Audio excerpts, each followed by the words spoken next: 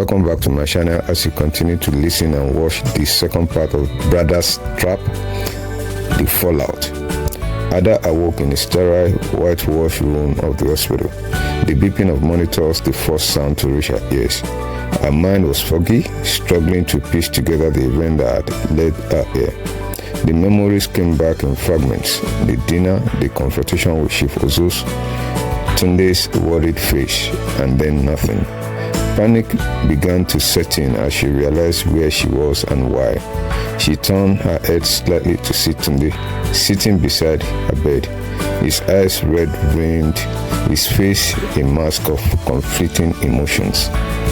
Tunde had been by her side the entire time, waiting for her to wake up.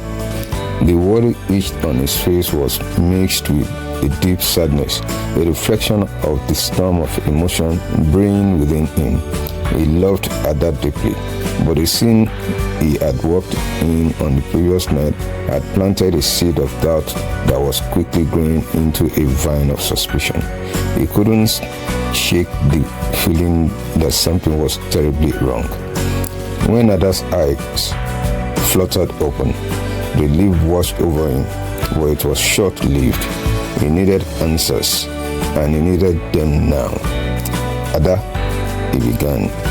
His voice was strained. What were you and my father talking about last? Why did you faint? What's going on? Ada's heart sank. She had hoped to avoid this conversation, but there was no escaping it now. She could see the pain in Tunde's eyes, and it broke her heart to know that she was the cause of it. Tears welled up in her eyes as she tried to find the words to explain, but they wouldn't come.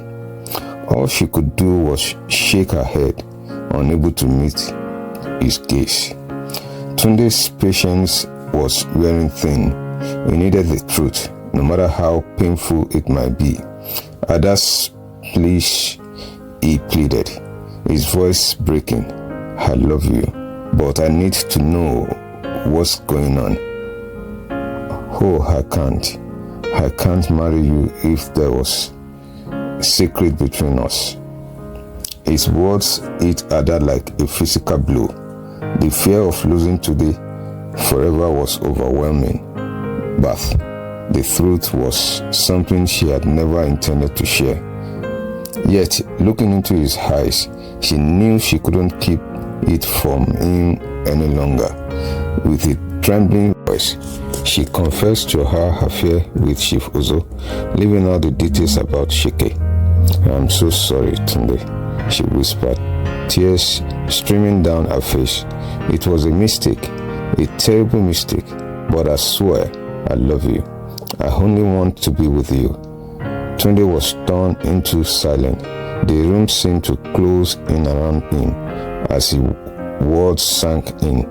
His mind raced, replaying every moment they had shared, now tainted by the knowledge of her betrayer, his father. How could his own father do this to him? The realization that his father had been with the woman he loved was too much to bear. Without a word, he stood up, his movements slow and deliberate, as if in a trance. I need to go, Tunde finally said, his voice hollow. He turned and walked out of the room, leaving Ada alone with her guilt and shame. She watched him leave, her heart shattered into pieces, knowing that she might have just lost the one person who meant everything to her. As Tunde left the hospital, he was engulfed in a whirlwind of emotions: anger, betrayal, sadness, and a deep sense of loss. He couldn't believe that his father, the man he had always looked up to, could betray him in such a way. But more than anything, he couldn't believe that Ada, the woman he had planned to spend the rest of his life with, had done this to him. His world had been turned upside down, and he didn't know how to make sense of it. Chief Ozo wrecked with guilt, had tried to talk to Tunde, but his son wanted nothing to do with him. The damage had been done, and then there was no undoing. The scandal soon became the talk of Lagos, turning what was supposed to be the wedding of the year into a public spectacle. Rumors spread like wildfire, and the media had a field day with the story, painting Ada as the villain who had betrayed both father and son. Amidst these shouts, Chike saw an opportunity. He had always harbored feelings for Ada, and now, with her relationship with Tunde in shambles, he thought he might finally have a chance with her. He reached out to her, offering his support and a shoulder to cry on. Chike was everything Ada needed in that moment: understanding, kind, and deeply empathetic. He didn't judge her for what had happened. Instead, he comforted her, reassuring her that she wasn't alone. As Ada spent more time with Chike, her feelings for him began to grow.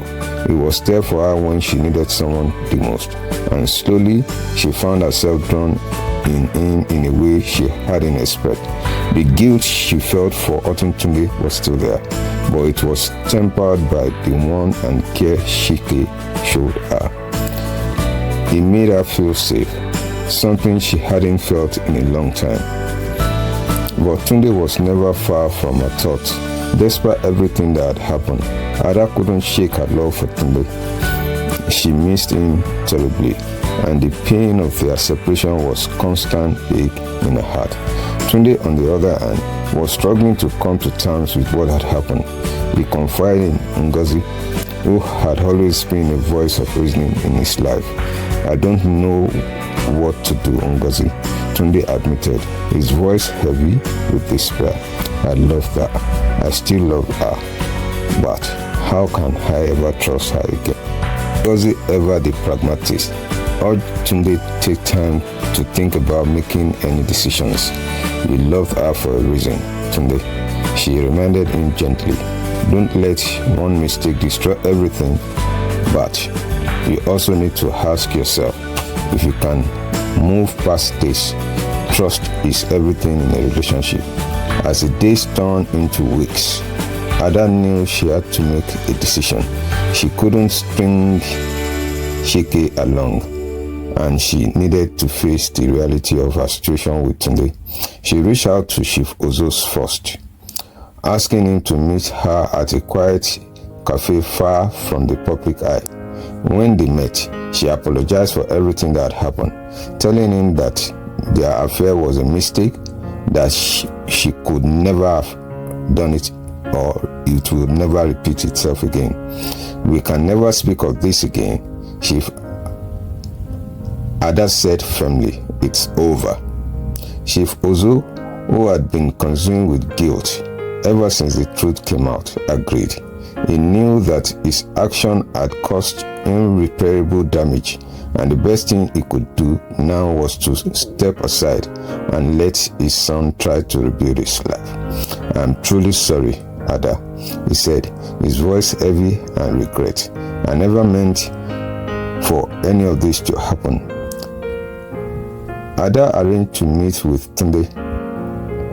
The meeting was tensed, with both of them unsure of how to move forward. Ada expressed her deep regret, telling Tunde that she loved him and wanted to make things right. But she also admitted that she didn't know if they could ever rebuild the trust that had been shattered.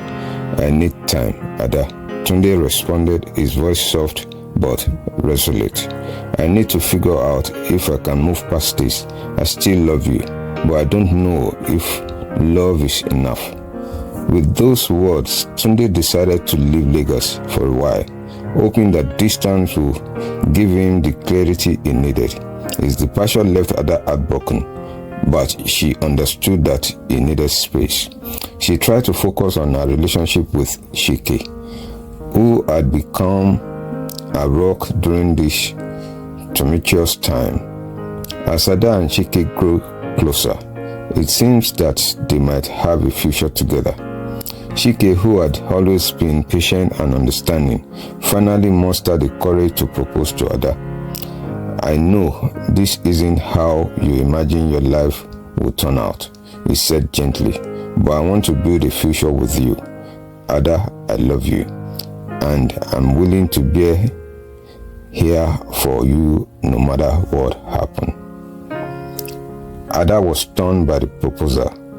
Chike was offering her a way out, a fresh start, but her heart was still tied to Tunde. Just as she was grappling with decision, she received the result of the paternity test. The baby was Tunde's. This revelation sent Ada into a whirlwind of emotions. The thought of raising a child with Tunde, of trying to rebuild their relationship for the sake of their baby, filled her with hope and fear of equal measure. She realized that despite everything, she still loved Tunde, and she wanted to make things right with him. But when she tried to reach out, she discovered that Tunde had been avoiding a call, still too hot to talk. In a dramatic turn of events, Chike and Ada met to discuss the proposal. Ada was conflicted, torn between her love for Tunde and her growing feelings for Chike. As they walked and talked, Tunde unexpectedly returned to Lagos and walked in on their conversation. The sight of Chike proposing to Ada sent Tunde into a rage. He demanded to know what was going on, and when Chike revealed his proposal, Tunde snapped. A heated argument erupted between the two men, with Tunde accusing Chike of trying to steal Ada away from him. Chike, usually calm and composed, defended his decisions. He couldn't take it anymore and finally broke down, confessing everything: the affair with Chief Ozo, the pregnancy, and her confession over her feelings. Tunde, seeing the depth of Ada's remorse and a genuine confusion, realized that despite everything, he still loved her. He knew that their relationship would never be the same, but he wasn't ready to give up on it just yet. The realization that he was going to be a father added a new layer of complexity to his emotions. In the end, Tunde and Ada decided to give their relationship another chance. They knew it wouldn't be easy, but they were willing to try for the sake of their unborn child and the love they had once shared. They understood that the road ahead would be difficult, filled with challenges, and the need to rebuild trust, but they were determined to face it together.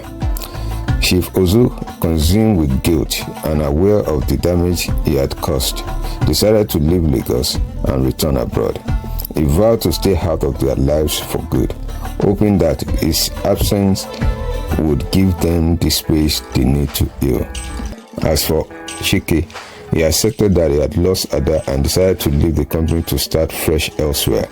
He wished them well, but the pain of losing Ada lingered, a reminder of complexity of love and a choice we make.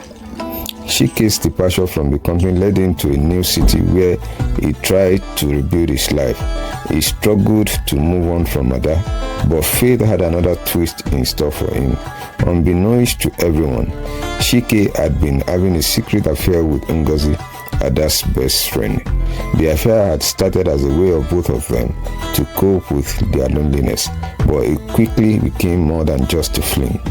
However, the relationship was doomed from the start as Ngozi, torn between her feelings for Chike and her desire for stability, eventually married someone else, a wealthy businessman who could offer her the life she had always dreamed of.